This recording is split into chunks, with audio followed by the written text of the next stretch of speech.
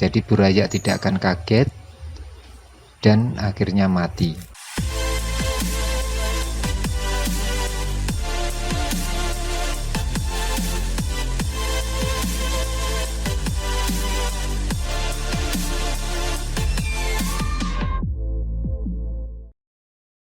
Assalamualaikum sobat semuanya. Di kesempatan kali ini saya akan berbagi pengalaman sekaligus tips bagi teman-teman semua yang sedang hobi memelihara ikan cupang. Sobat semua bisa melihat ini adalah burayak yang sudah berumur 4 hari dan sudah waktunya untuk dipisah dengan indukannya atau sang jantan yang menjaga si burayak-burayak ini. Bagi sobat yang masih pemula, pastinya kaget melihat sang induk jantan terlihat seperti memakan anak-anaknya. Tapi jangan khawatir, itu adalah proteksi dari sang induk untuk menyelamatkan burayak dan nantinya akan diletakkan lagi di bawah gelembung atau tempat yang aman. Tidak hanya itu, dalam musim penghujan yang membuat suhu air itu dingin, maka indukan akan sangat repot untuk membuat hangat si burayak-burayak.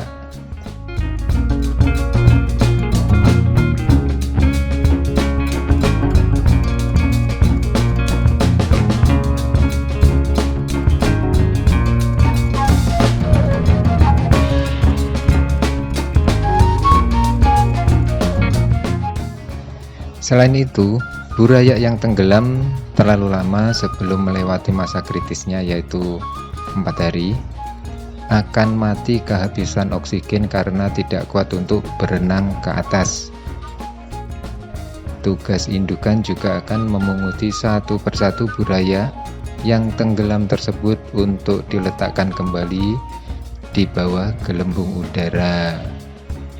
Jadi itu sobat-sobat semuanya, mengapa sang indukan ini terlihat sangat super sibuk. Oke sobat semua, di sini sobat bisa melihat saya sudah menyiapkan box es dengan sudah diisi air. Di dalamnya sudah saya beri daun pisang kering, tanaman-tanaman air, dan juga daun ketapang. Tidak lupa saya memberikan 2 sendok teh garam dapur. Sobat semua juga bisa menggunakan garam khusus ikan yang berwarna biru atau putih.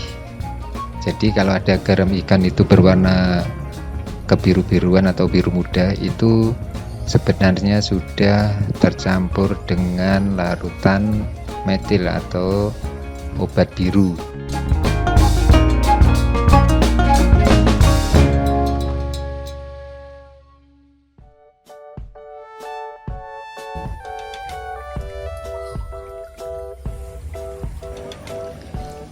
Waktu pemindahan burayak ke dalam wadah pembesaran, sebaiknya jangan langsung asal tuang. Jadi masukkan dulu wadah kecil atau toplesnya itu ke air pembesaran. Tujuannya apa? Agar air suhunya stabil. Jadi suhu dalam toples dan suhu pembesaran, air di dalam pembesaran itu sama. Jadi burayak tidak akan kaget dan akhirnya mati. Banyak kejadian burayak mati karena suhu air yang berbeda. Jadi ingat, masa kritis burayak itu antara 1 sampai 2 minggu, itu masa-masa kritis burayak. Dan yang sobat lihat ini adalah burayak yang sudah berumur sekitar 2 minggu. Jadi dia sudah bisa memakan jentik nyamuk kecil, merutu, tapi belum mampu atau mulutnya belum bisa memakan cacing sutra. Paling aman itu memberi merutu untuk makanan utamanya burayak yang sudah umur 2 minggu.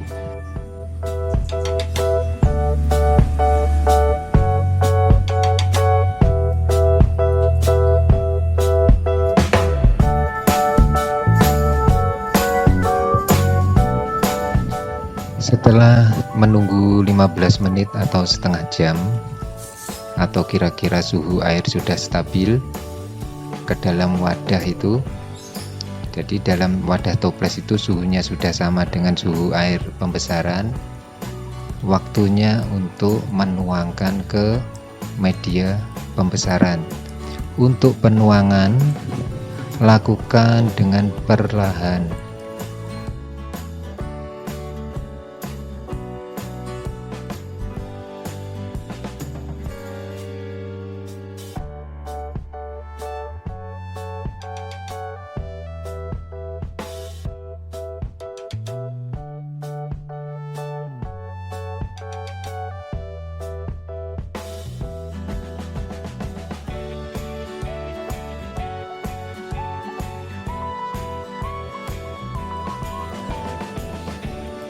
Pisahkan indukan dari buraya setelah umur 4 hari.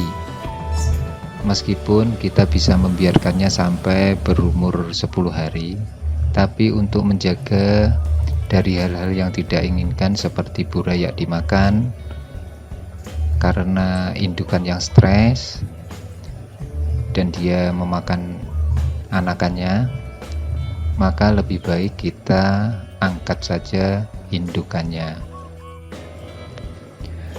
Buraya yang sudah berumur 4 hari bisa kita beri makan infusoria atau artemia. Sobat semua bisa menggunakan pipet kecil untuk memberi pakan artemia ke buraya untuk membuat artemia itu bisa merata ke seluruh kolam.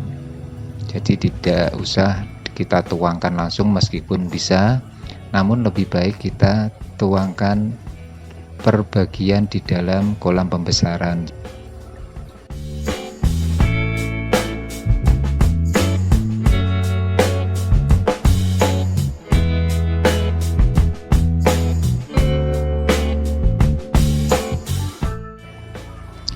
Secara insting, pakan artemia atau pakan hidup itu akan lebih menggoda buraya untuk memburunya, sekaligus memakannya daripada kita menggunakan pelet. Karena pelet itu selain dia tidak menggoda buraya untuk memakannya, dia juga bisa membuat air kolam cepat keruh kalau pelet itu tidak termakan semua atau tersisa dan dia mengendap di dasar media pembesaran. Jadi lebih baik gunakan pakan yang hidup seperti infusoria maupun artemia untuk buraya umur 4-10 hari. Lakukan penetasan artemia itu pada hari ketiga atau kedua. Jadi nanti setelah buraya kita sudah siap kita tuang ke media pembesaran, artemianya juga sudah siap. Kesimpulan video dari awal sampai akhir yaitu, pertama, buraya bisa kita pindah pada usia 4 hari, karena usia 1-3 hari itu dia masih memiliki asupan dari embrionya. Dia tidak perlu dikasih pakan, dia masih hidup. Dalam waktu 1-3 hari itu dia bisa hidup karena di dalam perutnya dia masih menyimpan makanan. Lalu media pembesaran bisa berupa wadah apapun yang lebih besar dari media pemijahan. Untuk makanan buraya yang berumur 4-2 minggu atau 10 hari bisa memakai artemia. Jadi itu tips yang bisa saya sampaikan untuk sobat semua. Semoga pengalaman kali ini bisa menginspirasi. Kalau ada salah kata atau ada yang perlu dikoreksi, silahkan komentar pada kolom di bawah ini. Terima kasih. Assalamualaikum warahmatullahi wabarakatuh.